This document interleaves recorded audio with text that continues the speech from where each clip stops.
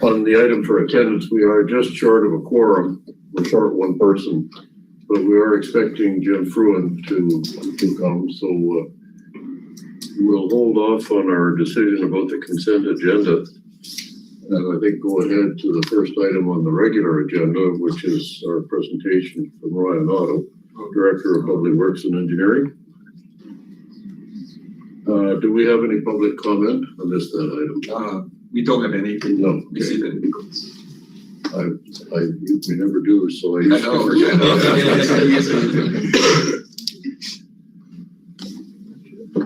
So, Ryan, do you want to introduce yourself? I think you're well known in our business. Absolutely, no, it's a pleasure to be here. Yeah, we're looking forward to your presentation. Thank you. If you could give us a little bit of background on yourself, Ryan, and how you got to where you are, that would. Absolutely. Thank you, John. My name is Ryan Otto. I serve as the Director of Public Works and Engineering for the town of Normal. I've been in this position for almost 2 years now. Prior to that, I was the town engineer for the town since 2018. And prior to that, I served as a civil engineer with the city of Bloomington for about 14 years. So very familiar with this building and worked here for a long time. Some of my background, I have a degree in agricultural engineering from University of Illinois. And after graduation, I got into civil engineering with Farnsworth Group here in town. Worked with them in the Bloomington Normal area and really statewide for about 4 years prior to joining the city of Bloomington. So been doing civil engineering work in the community for since 2001. So today I wanted to talk about a little bit of the functions and projects and services offered by the Town of Normal Public Works Department. The Public Works Department is made up of 5 operating divisions and then administration. So administration includes myself. We have 2 office associates and a public works operations manager who manages essentially the operating divisions for the town of Normal. Our operating divisions are engineering, streets, sewers, fleet, and waste. And what I would like to do today is just talk a little bit about each division. I'm really heavy on the picture, so a lot of, we'll try to keep it moving, a lot of project pictures, people actually doing work, so things like that. Some of our equipment that we use. So if you have any questions, feel free to just pop in and be happy to answer those. And then definitely we'll have leave plenty of time for questions at the end. This is our kind of our staffing model. We have 56 full-time employees, and then we try to have between 5 to 10 seasonal staff, depending on what we're doing. Obviously more in the summer when we're out doing construction and things like that. We'll talk more about leaf collection is a big thing for us that we try to use seasonal staff for. Lately, we've not had a lot of luck recruiting seasonal staff. I think right now we have 1. And so that's definitely an emphasis and kind of an area where we're having difficulty getting people to fill those roles that we've not had in the past. We've not had those problems, but it's certainly a problem right now for us. The engineering division does pretty much all the capital projects for the town of Normal, whether that's coordinating, planning, budgeting. Engineering handles construction management and oversight of private developments like subdivisions. When someone wants to build a subdivision, those plans are reviewed, approved, and then our inspectors work with the contractor and the developer to make sure that the infrastructure is installed correctly and that the public infrastructure is going to last for a long time. We want to install per our specifications. Permitting for utilities and right-of-way. Many of you are aware of the Metronet project from years ago. That was all permitted through engineering. We regulate who can go in our right-of-ways, who is who's allowed to do that, where they go. We try to obviously want to minimize the impact that we might have to not only existing utilities, but allow for corridors for future utilities that might need to go in our right-of-ways. floodplain management, and traffic engineering. That includes everything from making sure they're running right to timing of our traffic signals and our transportation network, working with IDOT, things like that. Bridge inspections, the town has 28 structures that are regulated structures. A structure is defined by IDOT as anything that's over 20 feet. So if it's less than 20 feet, technically it's not a regulated system structure, but obviously we track those too. And we call them culverts, but they're not technically bridges. And then we process Julie locates as well on the administrative side. So any utility locates the town does.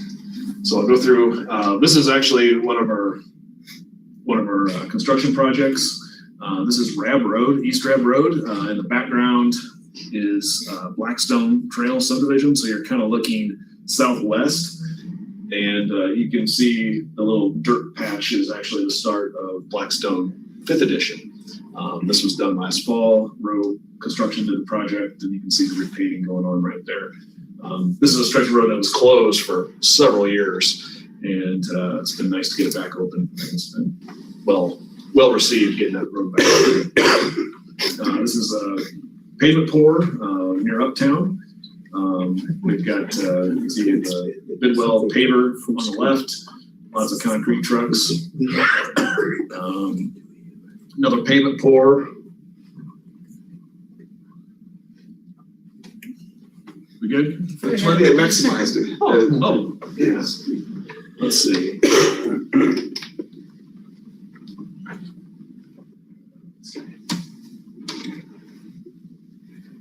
Sorry, this is a PDF. Okay, this isn't Zoom. No, it's fine. That works. I think it's full screen as it can go. Okay, thank you. This is actually Irvin Street, which is just south of Uptown. You can see the Uptown Marriott deck there in the background. This was poured a couple of years ago, and some of the projects we do. This is paving. This is actually the Loves project that just went in last fall. So this was right after Thanksgiving. We're kind of under the gun getting the road in with the weather. Contractor was from Florida and kind of struggled with the reality of winter here in central Illinois. So suddenly it was upon us, and we had to get the road open. So we ended up switching the pavement type to asphalt to allow us to get it done in about 2 days, which was really good. Nice improvement, nice project, and really important for the town. Ryan, you said the contractor was from Florida? They were big, yeah. They had a lot of their staff was from Florida. I think they also had a office in Terre Haute, Indiana. But a lot of the folks that were handling the project were from out of state. So Loves kind of coordinates that. We're just kind of at the mercy of whoever they select. Oh, they just have to meet the specification requirements of the town, essentially. But yeah, all the contracts were through Loves.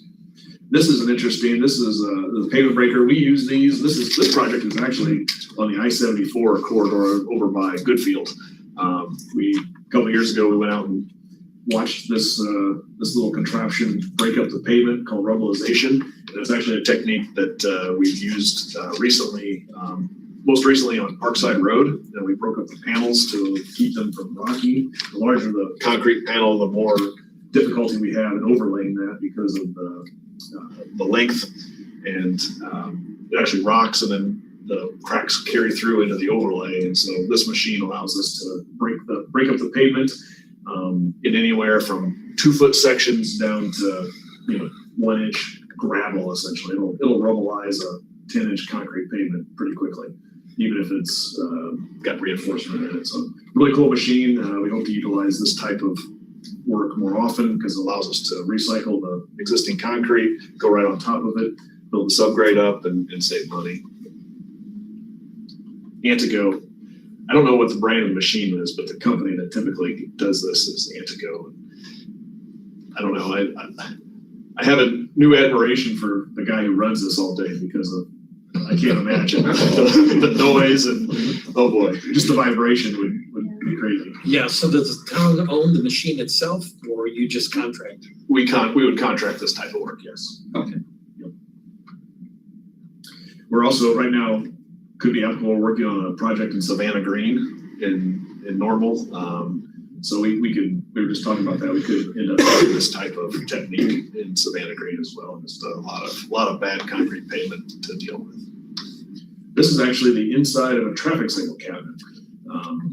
Pretty typical cabinet. A lot of basic but very reliable networking cabling and computers that run all the traffic signals. So in here you see everything from fiber optic cable to what we call conflict monitors, battery backup systems, a lot of redundancies in a traffic signal system for obvious reasons. We want to make sure that everything is safe. So it's a pretty typical cabinet. This is Glen Avenue Bridge over right next to Glen School. We completed this project in 2020. So this is spring of 2020, right at the height of COVID. We went in there. Stark Excavating was the contractor. It was actually scary how quickly this bridge broke up with that hi-ho. We were thinking that we would have to have a breaker, kind of a giant jackhammer on the end of the, nope, they just hit it. And it looked like that after about 15 minutes. So it was quite remarkable. This is that same bridge project. This is the base of the new box. It's a 3-box culvert that went in, all cast in place. So this is the bars and the framework and everything to make that happen. This is the same bridge pouring the deck. I think we had about 3 months to build it in because from the day the school got out, I think we knocked it down the next day and we had to have it open for an August opening of the school. So it's kind of a tight time frame. This is the deck pour morning.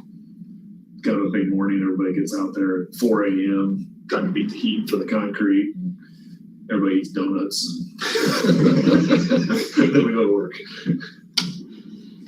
This is just a typical manhole repair that we do. This is actually the Eagles Landing Trail going up through Eagles Landing subdivision between Shepherd and Rav Road. This is another Love's picture. This is the winding for the new ramp coming off I-55. We had traffic signals with that project. We had lots of, there's about $5 million of the road work that went into the project just to get it ready for Love's signals and road. And Love's covered all that. That was part of the project. Streets division. So this now we're getting into the operational divisions away from our capital. These divisions do a lot of maintenance. They're not going in. Typically, our big capital projects, large roads, large resurfacing, we contract all that out. Now we're talking smaller projects and just day-to-day maintenance that we do on our pavements. They do snow and ice control, crack sealing, street sweeping, pavement markings, leaf collection. We set up all the traffic control for uptown events, and then just regular traffic control for really anyone in the town that needs traffic control, whether it's parks or water or anybody that might need specialized safety equipment. This is a pavement patching job that we might do, just smaller sections. This is right next to Pub 2 there on College Avenue. Here's our crack sealing machine, and you can kind of see some of the stats of our streets. We got 555 lane miles. Last year we poured 522 cubic yards of concrete with our own staff. This is snow and ice controls, big part of what we do as a department. When we have a storm, it's typically all, especially a bigger storm, it's all hands on deck. So all divisions, whether you're in sewer, water, fleet. We also pull in folks from water and facilities to help man our equipment. And so it's not just I shouldn't say it's a town-wide effort for snow and ice control on those bigger storms. But these are 5 of our large single and tandem axle snowplows. We actually have 10 of these, plus another 10 1-tons and another probably 10 other pieces of equipment in various forms, whether they're inloaders, backhoes, or we'll see snow blowers in just a second. There it is. This is one of my favorite pieces of equipment.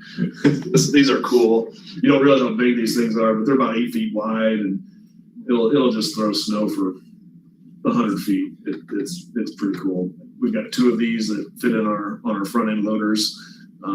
Didn't need them this year. We had them hooked up for when we had the threat of a big one, but we didn't need them. I think everyone was a little disappointed, but But these are fun to do. We also use these in Uptown.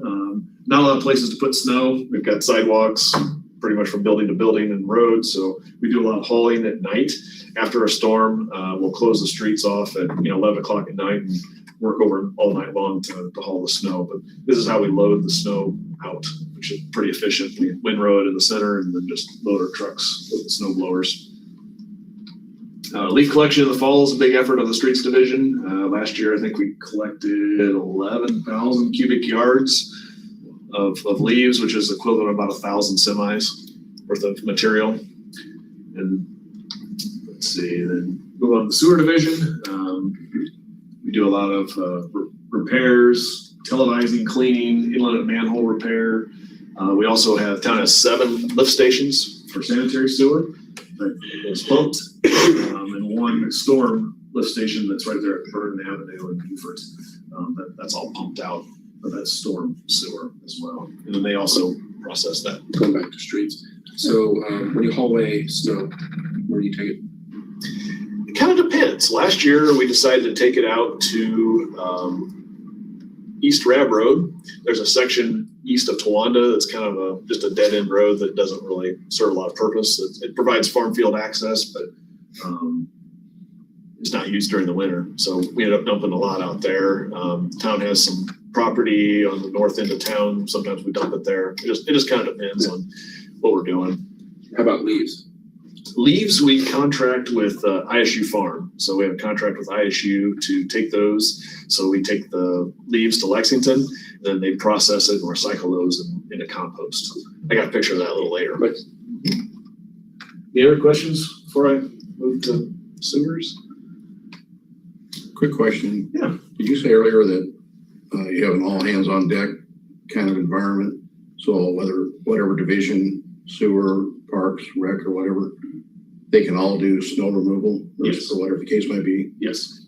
So I don't want anybody to read too much into this, but the only unions we have in town are police and fire. That's correct. So it's nice that those other divisions, departments can come together and not worry about, I gotta be careful how I say this, I don't want people to read into this, but you don't have that territorial, my area. So it's nice that you're pulling that together. Yeah, there's a lot of cooperation between the staff, the supervisors. Everyone does just a really great job in terms of working together, making sure that we have, obviously if we have a piece of equipment, we want to move it to get the snow out of Uptown, out of all of our streets. We typically go into residentials right away. We don't think it does any good for the main roads to be open if you can't get out of your house. So we're trying to do a lot of different things with our snow that maybe hasn't been done in the past. Are you sharing any equipment with the city of Bloomington, or is it a situation that if you need a snow blower, they probably need a snow blower, so you can't really share it? Is there much sharing with equipment? We don't do a whole lot. We do share our snow blower. In fact, preparing this presentation, I ran into a couple of photos from years past where the town has come over and blown some snow, out on Hamilton Road, some of the outskirts streets that just blow over, 8 feet deep. So I'm not sure if the city has a snow blower right now. I don't know. They did not have one when I was there. So no, we have helped out in that regard. Yep, absolutely. Ryan, I will say that as a citizen of Normal, I applaud the efforts that you guys do in terms of trying to get to the subdivisions as quickly as you possibly can. It's nice to know that at 11 o'clock at night, you hear the rumblings of the plows coming through to clean off the streets as quickly and efficiently as you possibly can. Because you're right, it doesn't do us any good if we can't get from our house to the main roads. If the main roads are clear, but the other roads in the subdivision aren't clear. Yep. No, thank It's you. real difficult to do that. So Thank you. I'll pass that along. that's appreciated. Thank you. I'll definitely pass that compliment along. Appreciate it. All right, dive right into sewers. Our staff does a lot of sewer cleaning. Obviously, we're responsible for making sure everything keeps flowing. So this is our Vector truck. We can run about 1,200 foot of sewer at one time with this. So we go a long way with basically a high-speed jetting nozzles. The boom is a giant vacuum essentially. Here we're cleaning out Uptown Circle, getting it ready for the season last year.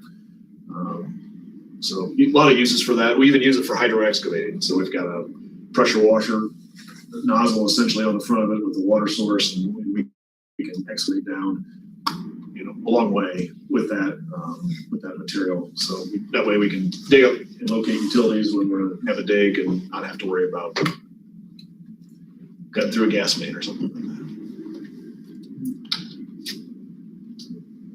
Just a sewer dig, typical residential street, probably repairing a sanitary service.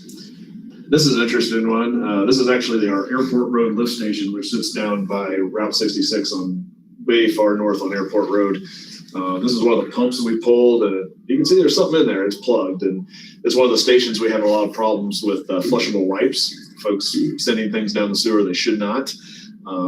So it takes several hours to pull one of these pumps whenever it's plugged. So we've actually canvassed the neighborhood with some educational material trying to let people know that just because it says flushable on the package you get at the store doesn't mean it's flushable. So we deal with a lot of this type of issue throughout town, especially with our pump stations. And the sanitary district has the same issue. When it gets to the plant, it causes problems.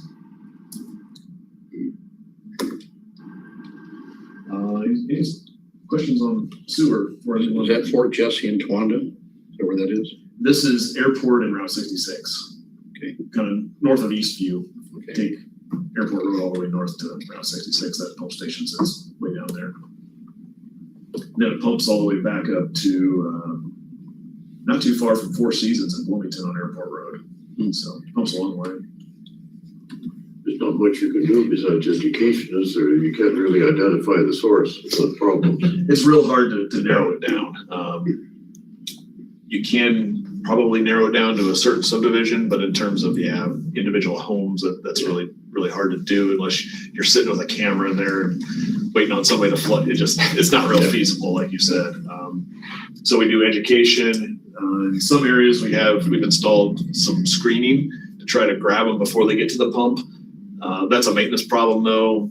Can plug up even faster than the pump.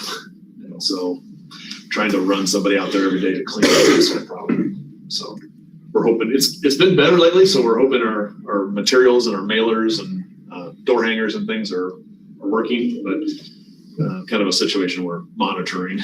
It moves around, maybe it probably has to do with the folks that are living in a neighborhood at any particular moment. So it'll move around to different stations. I suppose with the data we have these days, we can maybe figure out some things, but that's really tough. It gets down to privacy issues and stuff like that. Fleet, the town has a staff of 3 full-time mechanics and a full-time supervisor to maintain all of our equipment. Everything from preventive maintenance to total overhauls, rebuilds of things. Do a lot of different, and it's really all the heavy equipment and all the F-150s and small cars, police cars, cruisers, and even fire engines. We work on those too. I think it's amazing that you could do 300 units with 3 mechanics. Yeah, they're huffing. We do contract out some jobs, depending on what the work level and volume is. So You need to have some diesel specialists. we do. Yeah, we have a lot of and software specialists now, I'm sure too. Yeah, we have several different programs that allow us to speak with the individual electronic systems. We use a lot of Cummins engines, try to standardize things to make maintenance more efficient and cost effective. But we have several folks that diesel exhaust systems are becoming increasingly complex and hard to maintain. It's probably one of our biggest issues right now is trying to maintain all of our exhaust emission control systems on our diesel engines. This is actually a fire truck engine. The cabs a lot of times lift up, and so he's working on one of the engines there. This was a recent job that we did. We were having trouble, for about 2 years there, we really were having trouble buying any kind of vehicle. Doesn't matter what it was, we just couldn't get it. So we ended up getting so low on our vehicles that we had to put an engine in one that we normally would just ship to auction and buy a new one. So this is our mechanics. They came in over the weekend and basically took the cab off, put the engine in, and put it back on over a weekend, so we could keep going. So, but we got a lot of talented guys, a lot of talented mechanics that really understand everything from police car electronics all the way to diesel engines and emissions. We also have town has a really nice shop, very nice shop to work in. Any questions on fleet? Waste removal, big part of what we do day to day. Sometimes, we fill the potholes and we do the concrete panels, but the thing that has to get done every day, no matter what, is waste collection. We run 5 days a week. We have 5 routes, Monday through Friday, and those days we might do 4 or 5 different operations in each of those zones. So those are waste, recycle, bulky waste, brush, and in season, 9 months a year, we pick up what we call landscape waste. And I'll explain a little bit about what each one of those is. Waste is just your typical household garbage, anything you throw away. Recycle is curbside recycling. So we operate a single stream process that's processed through Midwest Fiber over off of White Oak Road. Bulky waste is, say you got a couch, you throw it on the curb, we come get it once a week. Might be a mattress, could be maybe some construction debris. We don't pick up stuff that contractors do for folks, but if you do your own demo of a deck, for instance, we'll come get it. It's a pretty nice service. That's bulky waste. Brush, kind of self-explanatory. It's any woody material that needs to be chipped. And then landscape waste is actually more, think of a hosta, anything that will decompose, whether it's some leaves you rake up in the spring after leaf collection season in the fall, or it's succulents that get thrown out, and anything that can be composted would be considered landscape waste. We do electronics recycling management for the entire county. It's managed through the town of Normal. We have a facility for that. Our weekly collections are a little over 11,000. So our drivers are huffing and throwing, and a vast majority of that is done through our automated dump trucks. So this is an example of a waste truck. I think Town of Normal made the switch in about 2011 to switch about the same time the city of Wilmington to go to automatic dumps. So these are specialized carts that. This is the cart right there. This is actually, we switched, last couple of years, we've been switching all the recycle carts to yellow. It's easier for the driver to see, makes a lot of sense to the homeowners. Kind of helps differentiate between the two. So I think we're in a couple of years transition trying to go from black lids with a little sticker that was hard to see to most people we've switched out their lids to yellow. So that helps. Our recycle truck looks the exact same. In fact, it is the same truck. It's just used for recycling. That's all it is. And they're somewhat interchangeable. We try not to intermix them just because of contamination, but for the most part, it's the same truck. If we have a problem with one go down, we can assist with another one. So recycling, like I said, curbside. We also manage for the community. We have different drop-off locations throughout town, both in the city and the town. For county residents can come in and use it as well. So we have a partnership for that with the city and the town and the county. And then this is our brush collection. We collect brush and bulky waste with these. We call them our bulk waste trucks. You can see the knuckle boom there coming, and they can grab things. It's a one-man operation. So these guys are out. We have maybe anywhere from 2 to 3 people every day on the routes collecting brush, bulky waste. They can haul both. So we don't do a whole lot of hand throwing and things like that for obvious reasons. It's a lot more efficient and fast to do it this way. Brush collection can get heavy sometimes. We said in January of 21, we had a terrible ice storm, and this was kind of the start of the cleanup for that. This is you might ask, what do we do with all that brush and waste? We actually process it ourselves. This is our chipper. Sits out, this is in our shop, but most of the time it sits out in our yard.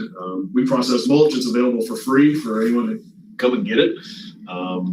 We have anyone come, we've even seen people pull in with bass boats, loaded, don't have a trailer, we loaded up a bass boat full of mulch.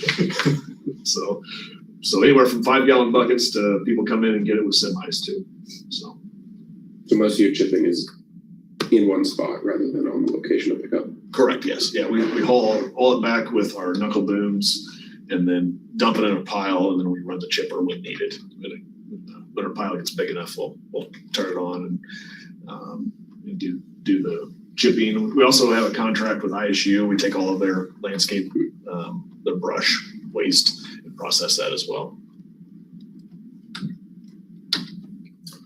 And then for landscape waste, I mentioned earlier, we take all our leaves, and we also take our landscape waste to the ISU farm in Lexington. So we have a yearly contract with ISU to process this, and they turn it into mulch. This is their tractor and turner, if you will. You have to turn the mulch. And I don't understand the process particularly, but it's basically a tiller that rotates the mulch and processes that.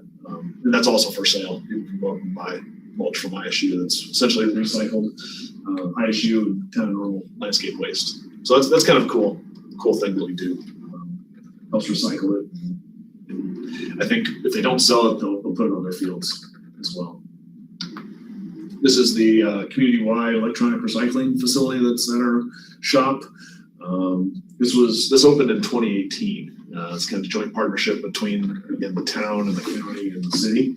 So any McLean County resident can bring in their landscape or electronics waste and put it here. You can kind of see in the background, there's these big tubs, and we sort it based on what it is. It's a flat screen TV, it's a printer or a microwave. So it's all sorted out. And then we actually don't haul this. We got a company that comes in and does that for us. We just load the semi with our fork truck for them, and they haul it away. A lot of that is paid for via the state. Electronics manufacturers are required to basically pay a fee, and then that covers most of our costs for that. Excuse me. Yes, sir. Did you say it's for the entire county of It your is. residents, not just the normal residents? Correct. Okay. Yep. Any McLean County resident can bring electronics here to recycle it. And do the individuals have to pay? Because a lot No, it's don't have free. to pay. No, it's free of charge. Okay. Yep, it's open most days 7 a.m. to 2:30 p.m. And then we're also open every Saturday, the first Saturday of the month. We have hours in the morning for folks that can get there during those hours during the weekdays. And we typically publish that every month, put a notice in the paper that we're open. So Thanks. Yeah, a lot of places they do charge. You either bring like OTVs and PCs or whatever. we often get folks calling in, well, you didn't pick up they think it's bulky waste that we would pick up with our knuckle booms, but we actually can't do that by law. They actually have to bring it to us. So there's some confusion with that, but we try to help folks get whatever they're trying to get rid of. We try to help them get rid of. The one thing we don't take is hazardous waste. Old enamel paints, oil-based paints, any kind of things. That's typically done through the Ecology Action Center, tries to organize a community-wide hazardous waste collection, which unfortunately was canceled this year.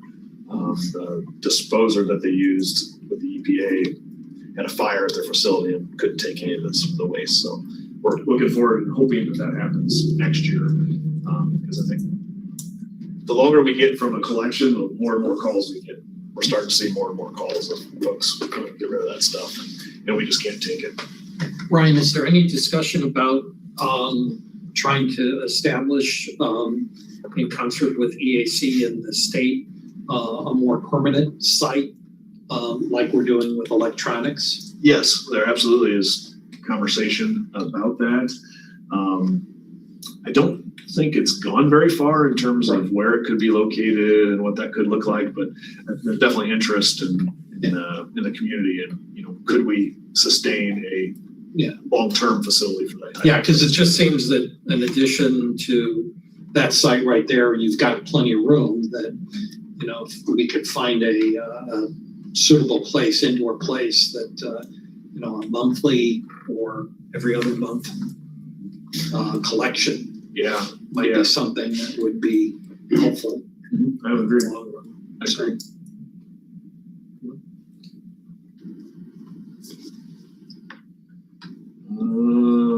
I did want to throw in a couple of places where folks could get more information.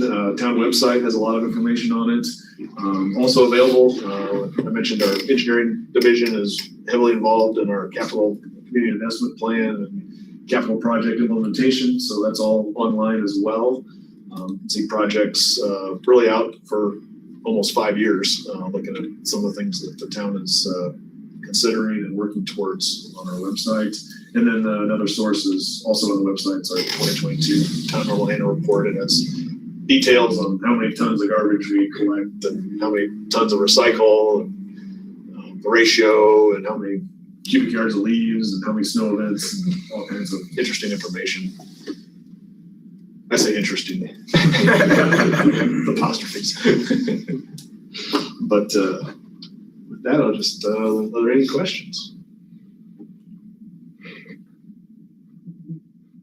You provide a lot of services that the public really doesn't see, it's out of sight, out of mind, so.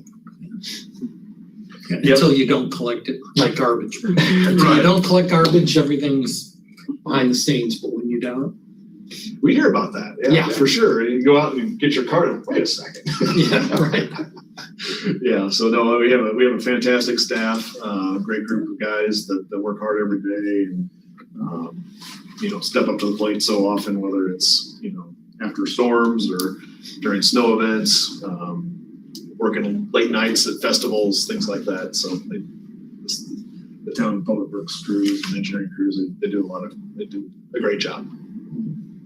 I have a question that's kind of trivial, Ryan, but it's always, I've always been curious because the town asks us to put our recycle bins up on the curb, not on the street, but behind the curb. Yes. But it seems to me, in my neighborhood anyway, 90% of the citizens put them on the street in front of the curb.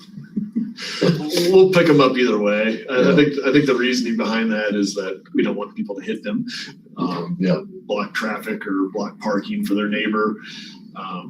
Sometimes neighbors don't see eye to eye, and we do get calls of he's parking in front of my house or his garbage cart's in front of my house. As far as the drivers are concerned, they don't care much either way. No, they don't. They can pick it up either place. That arm will go out probably 10 feet, from where we stop. It'll grab it and bring it in, and that's pretty amazing. And the operators are amazing too. You're looking in a mirror. It's kind of like got a joystick and a button. It's a skill. So they're fast to hit that. They are fast. Yeah. So they're making. Well, it's 11,000 times 2 because we have both waste and recycle. So, over 22,000 stops a week between our 5 trucks. So. Any more questions, anybody? Ryan, all I can do, thank you very much. This is great. I've learned a lot of things I didn't know, and I expect others have as well. So it's interesting. Thank you. Glad to be here. And I'm a resident of Normal too, so I have a particular interest in hearing what's going on. So thank you for sharing it with us. You're welcome. If I may just say one thing, with Ryan's presentation, it actually has completed our series, if you will. You have heard from the county engineer, from Public Works Director of the city, Director of Public Works and Engineering from the town, just give you sense of all the different type of like public work, engineering, highways related work, and that hopefully serves us from staff to be able to with you to understand better. When we give the long-range transportation plan, when we do the transportation planning and traffic safety, all this. I mean, everything Brian just presented, it affects if you can imagine. So I just want to thank all the directors and county engineers from the 3 jurisdictions to present it. Just give us a full spectrum. It's been a great series, and we've also heard from both of the school boards, the sanitation district, Yeah, the airport. yeah, the airport. You have the public transit, 2 public transits, rural and urban. We haven't heard from city or town or county administrations, have we? Not the aside from administration Public side. Works. Yeah, not the administration side or the planning side. They do a lot of work. I mean, we first invite those ones that what you have heard over this many months. They're more, not the other ones are not important, but since the transportation is the core business, because we get funding from the IDOT and from federal highways, federal transit. But I'm not saying, there'll be more presentations to come. I mean, there's so full spectrum. What you have to involve and help us to give guidance. There's from the housing side, nonprofits, and you have the administration, the planning. There's a lot of full spectrum of our whole staff. All right, we do have a quorum now. Thanks for making it here, Jim. I apologize, and if I confess to the group, I'll feel better. But where did I go? I went to the Law and Justice Center. Oh. Habits are hard to break. Yeah. I was on time over there. Did you go all through security and everything? I'll tell you a secret. Because I got my brace on my knee and I got this cane and I said, would you just pat me down? Because I don't want to do all this. And they said, we'll go on through. So I'm going to try that again. You take this around with me and get some preferred treatment. So sorry to be late. Okay, well, we'll go back to item number 4 now on our agenda, the consent agenda. Is there anything that anybody would like to have removed from that agenda? But I would move for approval of the consent agenda as presented. Thank you. Seconder? Second. Thank you. All in favor? Aye. Any against? Hearing none, the consent agenda is approved. And we've had item A under items for discussion. So Tanya, I think you're up now. Okay. I'll just start over here. Yep.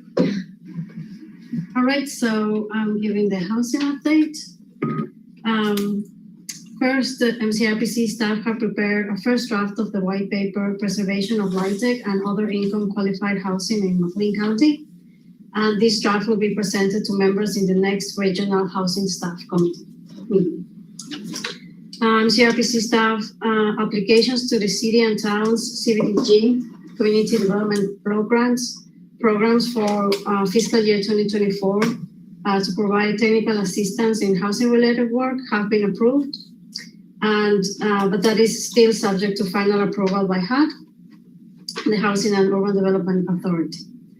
Local updates. So MCRPC staff continues to attend Housing Coalition monthly meetings, cold weather meetings, and housing technology meetings. Staff are assisting with cold weather program planning and grant applications for cold weather shelters.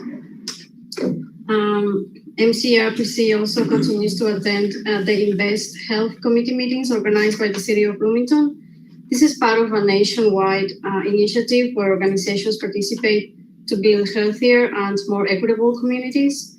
And MCRPC staff are preparing an analysis on local plans regarding health and housing. And finally, during the last Affordable and Supportive Housing Committee meeting, MCRPC staff organized a presentation by a representative of Mercy Housing Lakefront. This is a non-for-profit housing provider from the Great Lakes region. And committee members learned about their affordable housing and resident services. Any questions? Thank you, Tanya. Any questions for Tanya on housing? Thank you. Thank you. Okay. The next item, are you speaking on the Vision Zero? Yes, yeah, if I may, under the Vision Zero, basically it's related to transportation safety, and the 3 grants that we have been awarded. One, the federal, what we call the SS4A grant, as you recall, that stands for Safe Street Roads for All. And staff recently had a meeting with the federal highways staff and also IDOT staff trying to work out the agreement on that one. And then 2 other transportation related grants that we received from IDOT. One on the bicycle and pedestrian safety grant. We are reviewing the final draft for the RFP, the request for proposal to get vendors. And so we're hoping to get that issue really soon, hopefully by next week. On the other, the second IDOT grant, the SPR we call, the State Planning and Research Grant, that agreement has been approved. So once we get through the bike and pedestrian plan, once we issued the RFP, and then we'll jump to work on the SPR grant. Also related to traffic safety, but it's on a broader scale than just pedestrians and cyclists. And you want to go ahead and speak about the broadband program? Yeah, as you may recall, this is a program that McLean County received. One of the 5 counties awarded this technical assistance program for really to plan for the infrastructure, the broadband infrastructure. And this is funded by the United Broadband Board, United Soybean Board, but we're working with the state, Banting Institute, ISU, there's some other consultants, the mapping folks, and the high-tech people, the infrastructure, and so it's a 14-week program, and so we just completed week 9, believe it or not. We are, as you've been hearing updates from us. So we just finished week 9. It's like weekly meetings with the other 4 counties. And so locally we have partners, number of partners. The purpose of this program really is for the individual counties to engage the community to come up with a plan to see what is feasible to install or to plan a broadband for especially the rural area, the agriculture sector, and which could also have impact on education, on telemedicine, a lot of other applications. So, but the key is to have a much faster internet, or even have internet and a more affordable, more reliable internet. So it's the planning of it to come up of a plan. And so while the focus is on agriculture, the rural area, but also, as we all know, we're in one big community. So really it does affect the urban area. And so hopefully by the end of this 14-week program, then we will be able to have some sort of a plan, the infrastructure plan, and we're hoping that we will be in a better position because we are one of the 5 selected in the state that receive this technical assistance that we will be in a better position to get funding from the federal government and from the state to do some implementation and installation. But that's further down the road. But at least for the immediate future is to have this technical assistance program finished, and then we can, along with our partners, then we can devise a plan and then invite ISP providers to go through some selection and then go through the next step. This is primarily about the infrastructure, I assume. Yes, it's primarily for the broadband infrastructure. Yeah, broadband Yes, infrastructure. I'm hoping that there's also going to be some attention to broadband accessibility for low-income urban populations as well. It's not just what we recognize that equity issue. So that's why affordability is, and also accessibility is also they are also consideration. And if you recall, a year ago, I can't believe time flies. The plan that we call it 5G plan, if you recall, that you have to fund, and we work with the town and the city staff. And, it was the 5G plan that is more for the urban area. The issues and recommendations from that study need to be look at further or some implementation steps. But at the end of the day, I think it's the entire county, both urban and the rural area will be somehow connected with those equity issues, the digital divide issues such as. Okay, thank you, Ray. I'm sorry. One more thing you neglected to mention. Thank you for your participation on helping to get the word out about the survey for the broadband. We have received, as of last Thursday, over 1,200 responses from King County, area. So that's great. That's good. Yeah, that's great. And so we that would help to form the basis or some of the analysis when we consider the infrastructure planning. That's a little better response even than on the transportation survey. You got it right. I think it was 734 with the MRTP that we received. Yes. All right, does anyone have any other business they would like to bring up? I wanted to just mention to the other commissioners that we did have an executive committee meeting for the purpose of doing Ray's performance review. And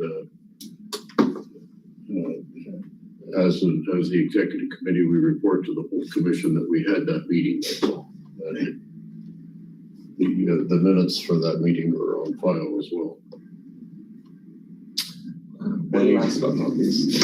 Introductions, right. Yeah, last but not least, if I may introduce our newest staff member, Nancy Hirsch.